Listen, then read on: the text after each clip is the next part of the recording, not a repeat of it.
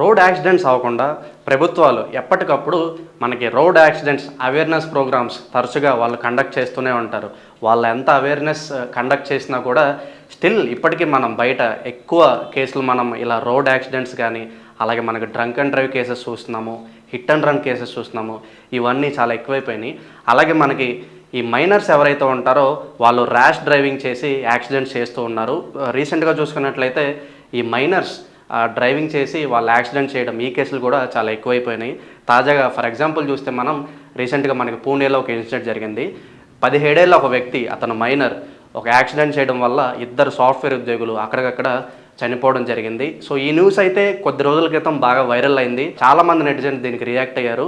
మనకు ఆపోజిట్ లో అతను ఒక డబ్బున్న బిల్డర్ అనమాట. సో ఈ కేసుని తప్పుదోవ పట్టిస్తున్నారని చెప్పి చాలా మంది కూడా కామెంట్స్ చేయడం జరిగింది. సో ఇవన్నీ దృష్టిలో పెట్టుకుని ప్రభుత్వం అయితే ఒక సెంట్రల్ గవర్నమెంట్ నుంచి మనకు ప్రస్తుతం అయితే ఒక మేజర్ అప్డేట్ అనేది రావడం జరిగింది. చాలా కొత్త రూల్స్ని ఇంట్రడ్యూస్ చేయడం జరిగింది. అలాగే చాలా హెవీ ఫైన్స్ కూడా ఇంపోజ్ చేయడం జరిగింది. అసలు ఆ రూల్స్ ఏంటి, ఆ ఫైన్స్ ఏంటి, ఆ ఫైన్స్ రేంజ్ ఎక్కడి నుంచి ఎక్కడి వరకు ఉన్నాయి ఒకసారి మనం చూద్దాం. ఒకవేళ మీరు ఓవర్ స్పీడింగ్ చేస్తూ దొరికిపోతే కనుక మీకు 1000 రూపాయల నుంచి 2000 రూపాయల వరకు ఫైన్ పడుద్ది అని చెప్పి మనకు అప్డేట్ వచ్చింది. అలాగే మీరు ఒకవేళ లైసెన్స్ లేకుండా మీరు డ్రైవింగ్ చేసి దొరికిపోతే కనుక మీకు 500 రూపాయల వరకు ఫైన్ పడుతుంది. అలాగే ఒకవేళ మైనర్ కనుక ఏదన్నా వెహికల్ డ్రైవ్ చేస్తే 25,000 రూపీస్ ఫైన్ కూడా వాళ్ళు ఇంపోజ్ చేయడం జరుగుతుంది. అలాగే మళ్ళీ ఆ మైనర్ 25 ఇయర్స్ వచ్చేంత వరకు మళ్ళీ ఏ వెహికల్ కూడా డ్రైవ్ చేయకుండా వాళ్ళు కొన్ని ఆంక్షలు అయితే విధించడం జరుగుతుంది. మొత్తానికి ఇవన్నీ రోడ్డు ప్రమాద నివారణ చర్యలు భాగంగా ఈ నిర్ణయం తీసుకున్నామని చెప్పి పోలీసులు మనకు చెప్తూ ఉన్నారు. అలాగే ఇంకొక అప్డేట్ ఏంటంటే జూన్ 1 నుంచి డ్రైవింగ్ లైసెన్స్ విషయంలో కూడా చాలా కొత్త రూల్స్ అయితే వచ్చాయి. ఈ రూల్స్ అనేవి జూన్ 1 తర్వాత అప్లై అవుతాయి. ఆ రూల్స్ ఏంటో మనం చూద్దాం.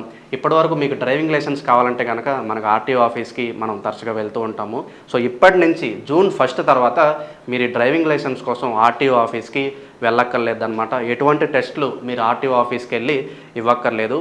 ఇప్పటి నుంచి మీకు ఈ లైసెన్స్ని జారీ చేసే ఒక బాధ్యత ప్రభుత్వం ఇప్పుడు ప్రైవేట్ డ్రైవింగ్ ఇన్స్టిట్యూట్స్ ఉంటాయి కదా, వాళ్ళకి అప్పచెప్పారు. సో ఇప్పటి నుంచి మీకు లైసెన్స్ ఇవ్వడం కానీ, అలాగే కొన్ని టెస్టులు చేపట్టడం కానీ, డ్రైవింగ్ స్కూల్స్ ఉంటాయి కదా, ప్రభుత్వం ఏవైతే నిర్ణయించబడ్డాయో ఆ డ్రైవింగ్ స్కూల్స్లో మీకు లైసెన్స్ అనేవి వాళ్ళు జారీ చేయడం అనేది జరుగుతుంది.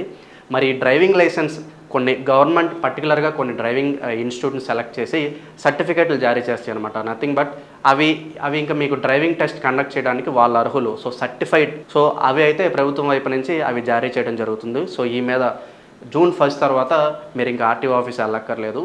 కంప్లీట్గా ఈ ప్రైవేట్ ఇన్స్టిట్యూషన్స్ అనేవి మీకు లైసెన్స్ ఇచ్చే బాధ్యత తీసుకుంటాయి.